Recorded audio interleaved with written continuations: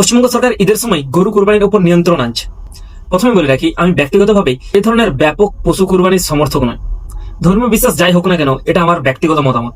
এবার আসল বিষয়ে আসি। প্রায় সব ধর্মেই বিভিন্ন নিয়ম ও রীতিনীতির উপর ভিত্তি করে পশু বলি বা কোরবানি দেওয়ার অনুমতি আছে। পশু জবাইয়ের সঙ্গে যুক্ত শিল্পগুলো বিশ্ববাজারের মূল্য প্রায় $2.5 ট্রিলিয়ন।